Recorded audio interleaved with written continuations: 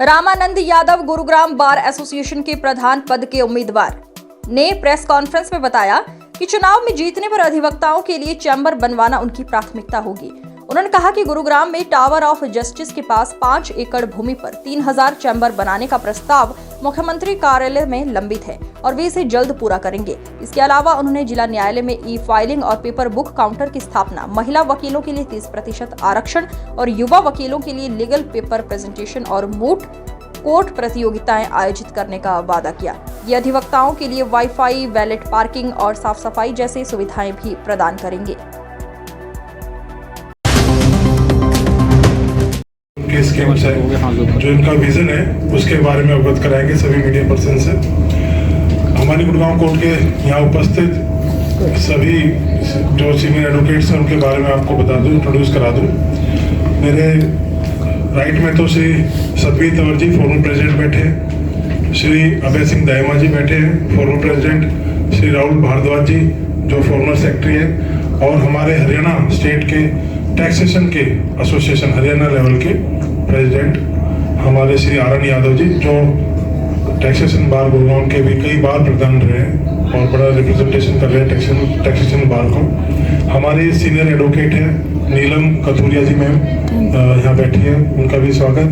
हमारे गुरुग्राम के चर्चित और बहुत ही प्रसिद्ध और अनुभवी एडवोकेट है विपिन गुप्ता जी, उनका भी स्वागत। और मीडिया पर्सन मीडिया में से भी जुड़े हुए और हमारी कोर्ट के भी बहुत ही सीनियर एडवोकेट हैं श्री अभय जैन जी जो रेरा के हैं, उनका भी स्वागत करता हूं। और गुरुग्राम बार से मेरे सीनियर एडवोकेट्स का पूरा प्रिंट मीडिया, इलेक्ट्रॉनिक मीडिया आज जो यहाँ आया है, मैं उन सब का स्वागत करता हूँ। और मेरे सहयोग में या मेरे समर्थन में मेरे अजीज जो साथी बैठे हैं जिनका नाम भाई परवेश ने लिया है, उन सब का भी मैं स्वागत करता हूं। देखिए 28 फरवरी 2025 को प्रेसिडेंट के और दूसरे ऑफिस बीनर के चुनाव होने हैं, उनमें मैं प्रधान पद के लिए चुनाव लड़ रहा हूं। तो आज आप लोगों को प्रिंट मीडिया को, इलेक्ट्रॉनिक मीडिया को बेसिकली इसलिए बुलाया गया है अब भाई मेरी इस चुनाव में प्रायोरिटीज क्या है डिस्ट्रिक्ट बार एसोसिएशन के लिए। तो उन प्रायोरिटीज में मैंने 3 प्रायोरिटीज सर्वप्रथम ली है। एक पहली प्रायोरिटी है आज के दिन गुड़गांवा कोर्ट कॉम्प्लेक्स में जो बेसिक एमिनिटीज हैं और बेसिक इंफ्रास्ट्रक्चर है उसकी एक्यूट से एक्यूट शॉर्टेज है, जिसमें कि एडवोकेट्स के लिए, नए एडवोकेट्स के लिए सिटिंग अरेंजमेंट्स और चैम्बर्स का और दूसरी basic amenities like washroom etcetera की एक्यूट शॉर्टेज है।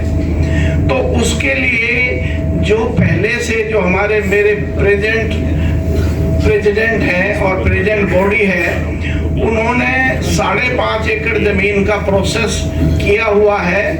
वो मेटरलाइज नहीं हुआ गवर्नमेंट एंड पे, क्योंकि इलेक्शंस आ गए, ये आगे वो आगे, जिस वजह से भी है वो कोरस्पोंडेंस में लेके आया हूँ। तो देखिए जब भी कोई कोर्ट का स्थापना होती है या नई कोर्ट की बिल्डिंग बनती है तो चैम्बर्स का प्रावधान होना अनिवार्य है, एक बेसिक रिक्वायरमेंट है। जो जस्टिस टावर की कंस्ट्रक्शन पिछले 8 साल से चल रही है उसके साथ में आज तक जो लॉयर्स की चैम्बर के लिए प्रोविजन नहीं किया गया, जो कि अपने आप में एक भारी चूक है। चाहे वो हमारे एंड पे ले लो या जस्टिस डिपार्टमेंट हरियाणा और या ऑनरेबल हाई कोर्ट, क्योंकि जब आप 75 जजेस के लिए जस्टिस टावर बना रहे हैं तो we are the part of the justice delivery system, तो हमारे लिए भी चैम्बर होने जरूरी है। तो 5.5 एकड़ जमीन जस्टिस टावर के बिल्कुल पीछे की तरफ में आज के दिन वैकेंट पड़ी है और उसका प्रपोजल गवर्नमेंट के पास है। That proposal is to be push forward, day to day उसमें काम होएगा, जिससे कि मैं ये कमिट कर रहा हूं कि कम से कम 3000 लॉयर्स को चैम्बर उस जमीन में से बना के दी जाएगी। ये फर्स्ट प्रायोरिटी है और उसमें चीजें पोजीशन बिल्कुल क्लियर है। गवर्नमेंट हमें सिर्फ जमीन ही अलॉट करती है, बाकी जो चेंबर्स हैं वो सेल्फ फाइनेंसिंग एडवोकेट खुद बनाता है। तो इसलिए गवर्नमेंट के ऊपर कोई बजटरी डिमांड नहीं है, सिर्फ उनको जमीन अलॉट करनी है। और मैं दावे से और फोर्सफुली कहना चाहता हूं, चेंबर्स के लिए जमीन लेना हमारा अधिकार है। We have a right to take that land, तो उसको हम छोड़ेंगे नहीं किसी भी तरह से, वो ली जाएगी और चेंबर्स का प्रोविजन होगा। हमारे प्रधान जी भी आगे हैं, वेलकम है, जिसकी वजह से अधिवक्ता अपने घर से, अपने ऑफिस से जो मेजर काम मेंशनिंग का, शॉर्ट मेंशनिंग का काम है 60% वो कर सकता है। इस वीडियो कॉन्फ्रेंसिंग के साथ में एक बहुत बड़ा इशू मैंने लिया है अपने एजेंडे में, वो है ऑनरेबल हाई कोर्ट और पंजाब एंड हरियाणा के लिए ई फाइलिंग काउंटर। अगर हमने ई फाइलिंग काउंटर गुड़गांव में स्थापित कर दिया, इसका मतलब ये है कि Haryana, Punjab and Haryana high court की बेंच ही गुड़गांव में आ गई, क्योंकि हम अपनी पिटीशन यहीं फाइल करेंगे और वीडियो कॉन्फ्रेंसिंग के तहत उसको परस्यू करेंगे। और ये कंसेप्ट अब ऑनरेबल सुप्रीम कोर्ट ने भी मान लिया है, क्योंकि जब उड़ीसा जैसे देश में, उड़ीसा जैसे प्रदेश में सारी ही कोर्ट से डिस्ट्रिक्ट कोर्ट में फाइलिंग हो सकती है, तो यहाँ क्यों नहीं हो सकती।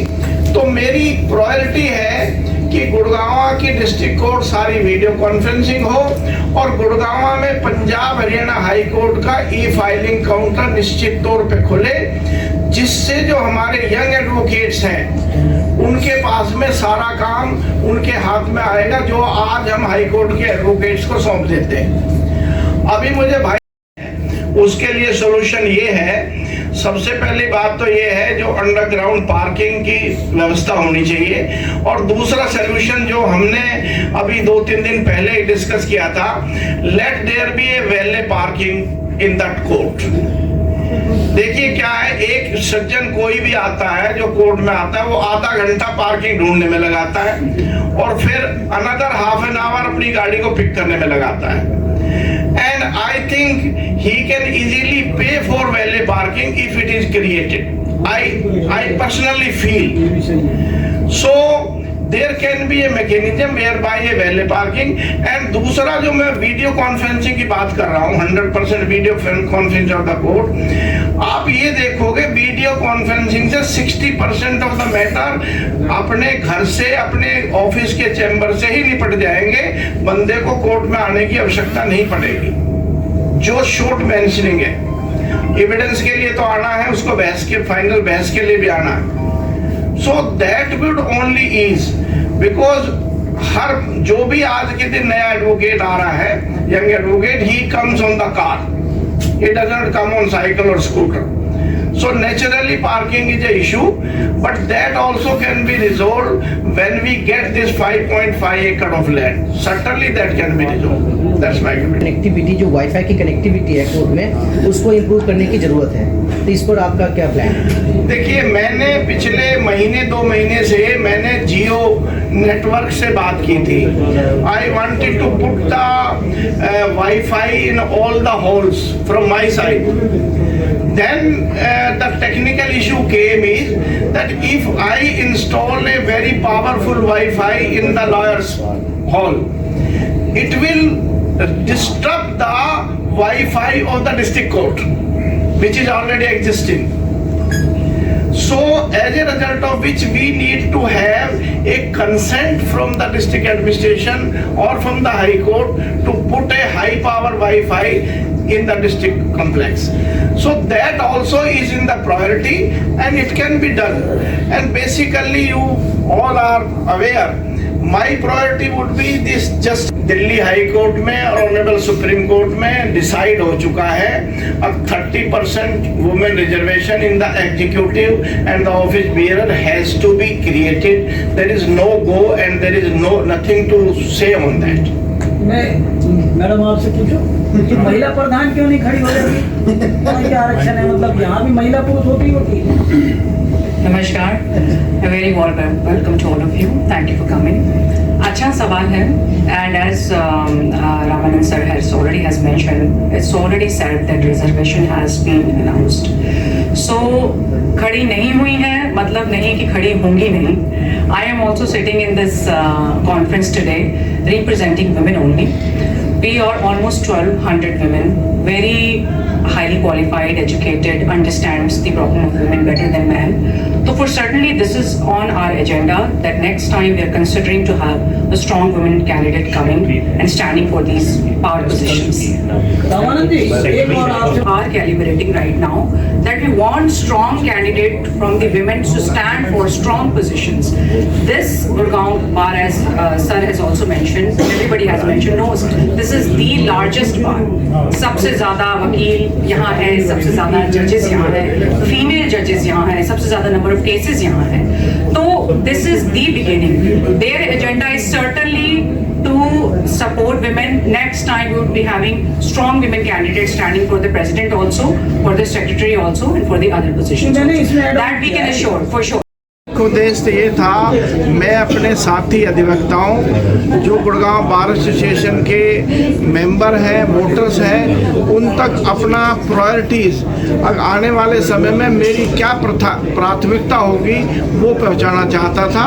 और वो मेरी प्राथमिकता बिल्कुल स्पष्ट है कि इंफ्रास्ट्रक्चर, चैम्बर्स और neat and clean environment and working condition in the court. And at the same time, every individual advocate would have a 100% safe and secure environment, and I will be there with them 24/7. That is my commitment. Sir, junior advocate कहे जाने पर आपने एक objection उठाया कि उस चीज़ को ख़त्म किया जाए. मेरा ऑब्जेक्शन नहीं है. As per the advocate act जो मैंने प्रपोजल दिया है एडवोकेट एक्ट के मुताबिक दिया है. और दूसरी चीज़ ये है, हमें ये सोचना पड़ेगा कि जो जूनियर वर्ल्ड है वो इन्फीरियरिटी कॉम्प्लेक्स को डिनोट करता है. तो हम नहीं चाहते जो हमारे यंग लॉयर्स हैं वो, मैं ये समझता हूँ they are more intelligent and they are more equipped with the knowledge. तो let they be called our brother advocate और आवर एसोसिएट्स और our advocate, not a junior advocate. That is my suggestion to my entire legal fraternity. Sir, आपकी इस press conference में है, ज़्यादातर पूर्व प्रधान आपके साथ अभी मौजूद है, तो साफ कहा जा सकता है कि जीत आपकी है. निश्चित तौर पर, क्योंकि उसका परसेप्शन है. जो मैं 4 महीने से लोगों से मिला हूँ उसका रिस्पॉन्स ये है, everyone wants there should be a seasoned and well equipped and well behaved lawyer. That is the quality which I have. Thank you. Thank you.